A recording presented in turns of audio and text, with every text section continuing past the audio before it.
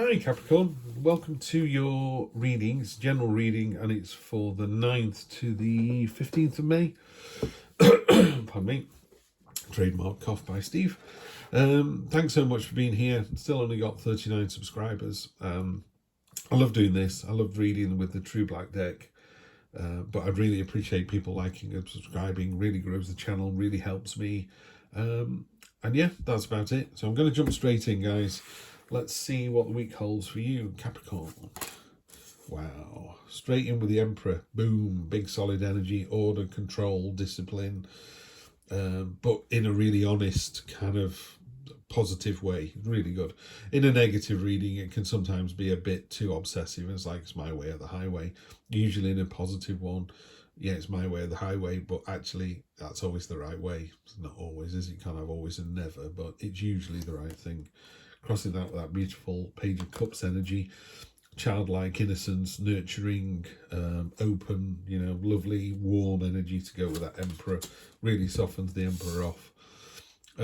Near past, you've got the World, so there was a chapter, is either ending or ended recently.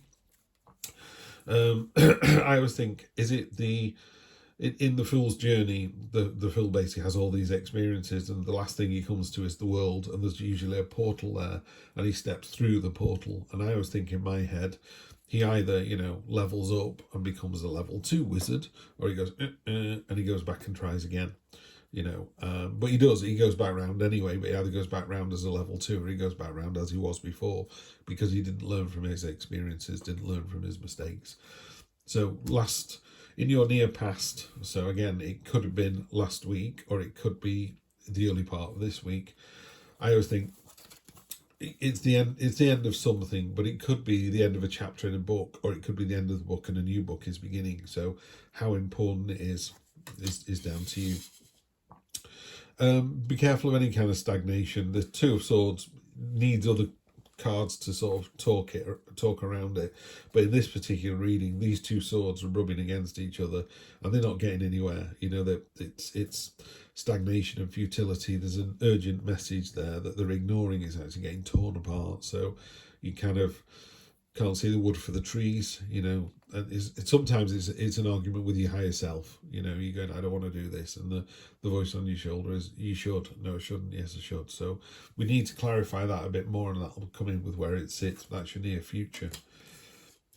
Subconscious, what's going away, or the sort of gut feeling. It's about saying flexible. Things are on the move. Stuff's happening. Currently, it's all being handled really, really well. This ferret can do this all day, every day. King of Swords, this is the head of the matter, the clarity, how you see the situation, and couldn't get more clear than the King of Swords. He's very stoic. He's planted his sword in the ground. It's not ornate, and it's done its job. It's a real solid foundational energy. Sometimes people think he's heartless, but he's actually got a little gold marble in the middle of his chest, kind of go, no, I do have a heart, but he's also aware of, what's the word? Brusque. He can be quite brusque in a conversation. He's the kind of person that you meet and they go, oh, you look like you put some weight on. And in the head they're thinking, and it actually makes you look quite sexy. I like it. It's a good look, but it comes out wrong.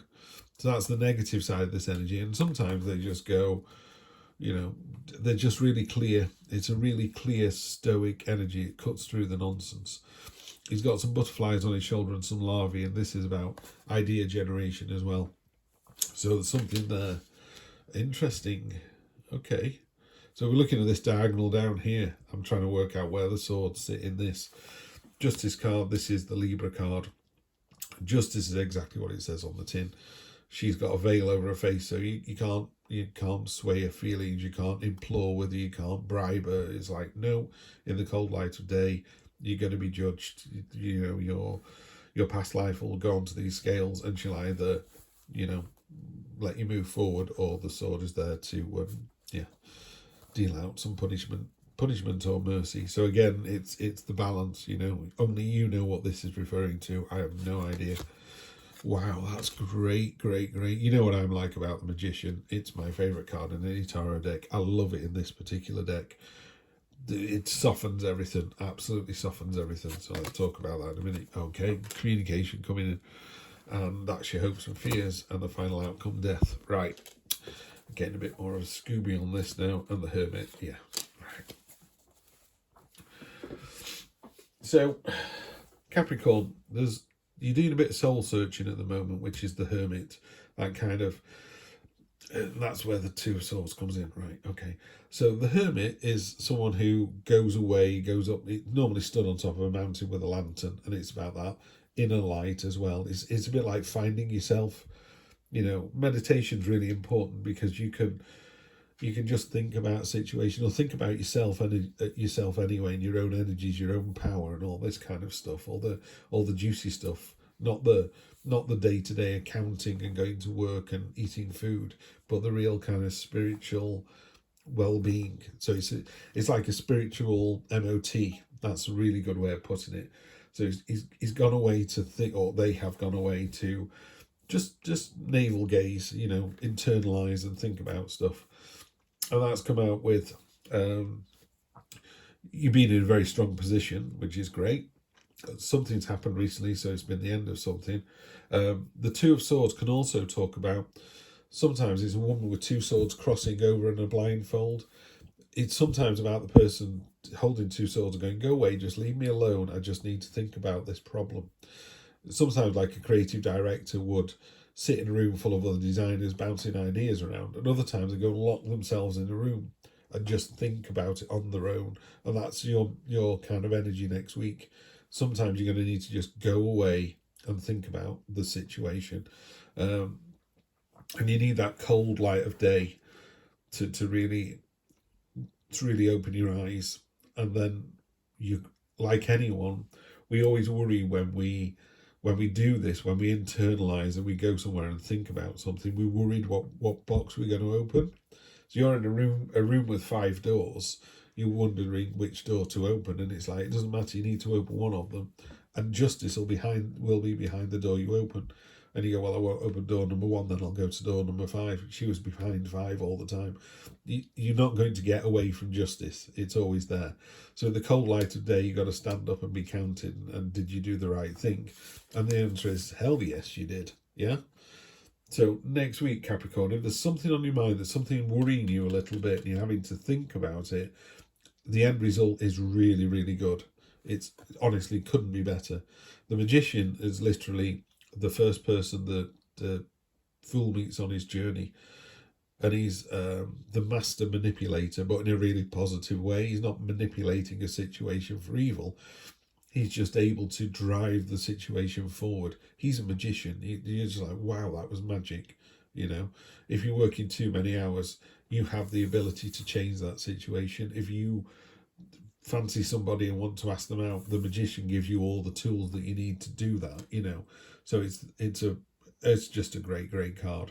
Honestly, I could stop a reading when the Magician comes in at any point. If he came up on the first card, I go, well, there's your reading of the Magician. You know, he's got complete control of the Pentacles and the Wands and the Swords and the Cups. You know, he's in control of his emotions. He's able to vocationally do stuff. He's clear-headed. He doesn't make rash decisions. You know, it just, everything is like tick, tick, tick. It's just the best looking, most intelligent, most affable, most generous, you know, most stoic person in the room. You know, it's just, that's you, that's your energy right there. You've then got, in your hopes and fears, you got communication coming in. You're expecting something to happen, and it is going to happen next week. It really is. It's going to happen whether you want it to or not, and you're worried about that, and you shouldn't be, because the outcome is really, really good. And it's going to happen fast as well. There's a lot of movement coming in, so something's going to happen to you really, really quickly. And then you get the death card in the outcome, which you might be worried about. I'm not. It's absolutely spot on. It just means that something is ending and then something is starting. And you've got these two sort of chaptery cards here. So the World card was, you come to the end of a chapter. Is it the end of a chapter on chapter 3 and you're going into chapter 4? And that's what the death card does as well. The death card just says, you have got to the end of chapter 3, and you go, oh no, I want 5 more paragraphs. And it just goes, no, that chapter has ended. that chapter in your life has ended. You need to go on to chapter 4. So that's what's going to happen next week. That's really nice, really nice. Let's see, just to do a quick clarify, just to make sure that I'm on point. Yep, temperance. Yep. Okay. If this is a relationship, like a love reading, yeah, don't worry. You've got all the tools in, you know, you can sort this out, not a problem at all. You just need to know yourself, be really, really honest. Say you're dating somebody and they're really sporty and you've told them that you are, but you're really not. This is what you need to do. You need to go and tell them that you're really not sporty. Shouldn't be a problem, yeah? You know, my wife does things that I don't do, and I do things that my wife definitely does not want to do, you know, and that's fine, as long as it doesn't impact on the rest of our lives. So I go off and ride a mountain bike, and she goes off and paints a watercolour painting. Fine. I'm a graphic designer by trade. I do not want to do any more painting on my weekends off, you know. It's like a busman's holiday. So that's what this is about. So in a love reading, it's be completely honest, you know. That honesty comes from the navel gazing. You need to find out what it is you really, really want. You know, people always say, oh, I wish I had $1 million. Well, someone gives you $1 million, then what happens? You know, David Gilmour in Pink Floyd once said we wanted to be rich and famous, which is why we set up a band. And he said we became richer, more famous than we could ever have imagined, like by times infinity. Massively rich, massively famous.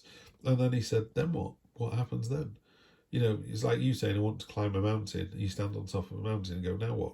I tell you what, most of the time you see a load of other mountains. It's like, oh, I've got some more to climb now. And you have. You know, have a good day in a relationship. It's only a good day. It's the foundation for tomorrow. So temperance, she's all about yin and yang, finding the balance. You know, as I was just saying, if my wife did watercolour paintings all weekend and didn't look after the boys, it'd be a problem. If I went mountain biking all weekend and left her to look after the boys, there'd be a problem. So we share the wealth, you know, we share the good times and the bad times. This is the Seven of Pentacles, really good card. There's 6 there and 1 here. You do really, really well. You're in a fantastic place. Yeah, make sure you've got your list. There's a lot of torn paper here, so there's there's either an important message coming in or something, a list that you need to make. Excuse me. And it talks about, weirdly, it says, look, you've done a great job in a relationship or at work or whatever. Everyone can see it. It's really rewarding. It's going well. However, this is only phase 1. Take a little bit of time, yeah, to think about what you want to do next. And the same with this. Everyone go away. Let me just think about this. And then in the cold light of day, you end up with the 2 of Cups, which is 2 peas in a pod, soulmates, end of hostilities. This is positive. This is just positivity on top of positivity. It's a really good reading, Capricorn. It looked really weird to begin with. I couldn't really put this 2 of Swords anywhere, but then this, well, in fact, that whole staff all the way up there just builds and builds and builds. You got something really exciting happening next week. There's the end to a situation, to a chapter. You know yourself whether it's the end of chapter 3 moving into chapter 4 or the final chapter of a book that was amazing and now it's time to open a new book. And of course that comes with the sorrow of the book ending. You know, by book I'm talking, you know, experiences in life. You know, if you go on holiday and you had the best holiday ever, you would feel a little bit sad, wouldn't you, going, no, I don't think we're ever going to top that. Yeah, you are. Yeah, you are. My son has a great phrase. My son's got Down syndrome. And if he comes home and says, can I have my hula hoops? I go, yeah. And he goes, best day ever. My son has the best day ever every single day of his life. You know, he just finds the joy in one single thing and it's the best day ever. I think you're coming up to the best week ever for exactly the same reason. You know, you really got to understand what it is that you want. Yeah, think about it long and hard because you get it. And you get it times infinity. Yeah, in for a really, really good week, Capricorn. Have a good one. I'll see you next Sunday for more of the same. Take care.